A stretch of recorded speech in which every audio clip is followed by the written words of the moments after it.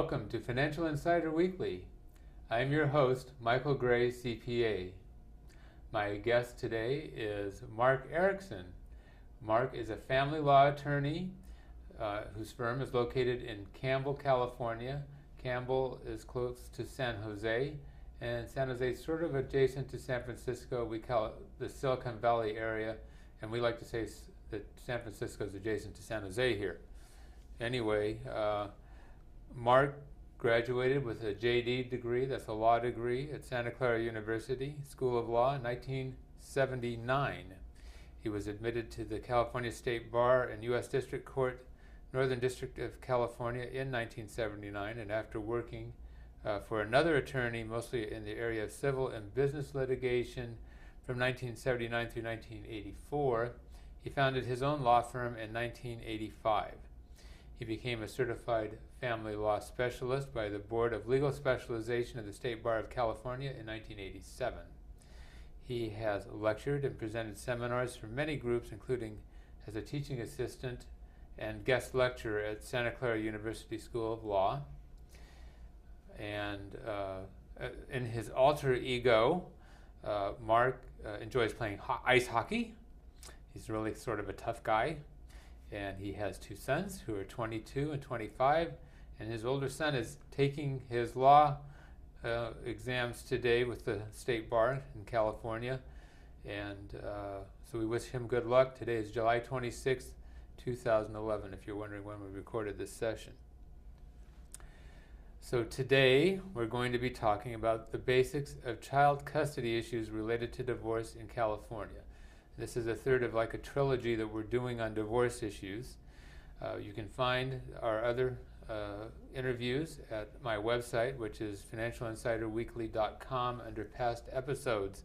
And so we invite you to look there to get some of this basic information.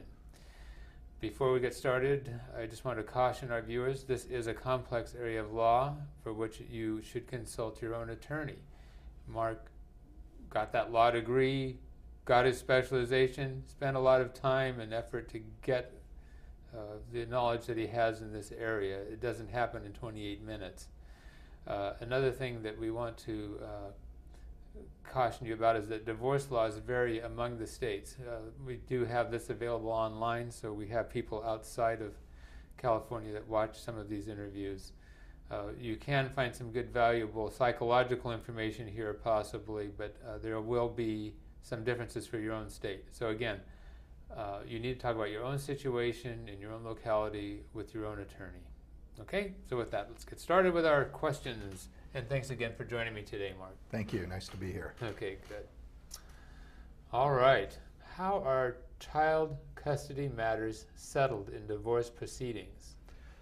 Well, like anything else, I guess there are two options. One is resolution as a result of a settlement or agreement between the parties. The other is through contested proceedings, a hearing or a trial in front of a judge who makes a decision based on best interests of the children. So parents initially have the power to make their own decision and turn it into a court order without judicial involvement other than approval of your agreement. Mm-hmm. The alternative is to let somebody else decide for you. Kicking and punching.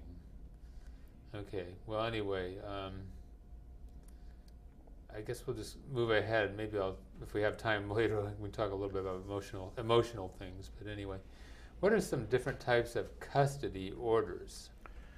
Well, when we talk about child custody, there are two parts to it. One is legal custody, the other is physical custody.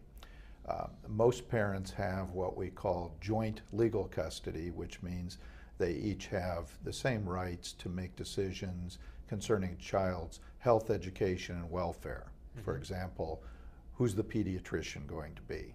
Is the child going to have braces on their teeth? Are they going to go to public or private school? Are they going to engage in certain sports that one parent may think is dangerous, the other may think it's great for the child to be an off-road motorcycle racer at age 8. The other parent may not think so. Those are legal custody type disputes or issues. And again, most parents have joint legal custody, which means they each have the right to make decisions. if they don't agree, ultimately the court can resolve disagreements. The court has authority to give one parent or the other certain powers over legal custody issues, and sometimes they do, although again, usually joint. Or in the case of a parent who's found to really not be competent to make good decisions or unable for some reason to make good decisions, the other parent may have sole legal custody, or maybe because of a parent's unavailability because they're in prison or for some other reason. Then we talk about physical custody, and that gets down to the real time sharing. Where is the child actually spending their time? Who are they living with? We have joint physical custody, which assumes that a child is spending a substantial amount of time with each parent, or it can be an order that gives one parent physical custody and the other parent visitation rights. Sometimes those labels aren't really that good in terms of distinguishing what's really going on in terms of the timeshare, but certainly parents sharing equally or 50-50, maybe a 1 week with one parent, 1 week with the other parent. That would clearly be joint physical custody, whereas a parent that's visiting every other weekend and half the time for holidays probably would be designated as a parent who has visitation rights as opposed to physical custody. Okay. All right, well, here's the loaded question. Is child custody a difficult issue for a divorce? Well, it sure can be. It isn't always, but it is one of the most difficult issues. When parents disagree, as you can imagine, it can be very emotional. Parents want to be with their children, or certainly most parents, and when the dissolution comes, often each parent thinks they're better than the other for one reason or another. The disputes can be very difficult to resolve, particularly if somebody moves more than a few blocks away from home, and all sorts of disputes can arise. Where do the kids go to school? Who's going to be a child care provider? So the issues can be very, very emotionally charged. And unlike financial issues, the answers always aren't clear. The standard for child custody dispute is best interests of the children, whatever that means, as opposed to a financial issue where it may be as simple as taking a finite dollar amount and cutting it in two and saying, you get $50 and you get $50. So the Solomon decision doesn't work very well here. You can't cut the baby in two. That's right. It doesn't work. Yeah. Okay. Can parents go back to court about child custody from time to time?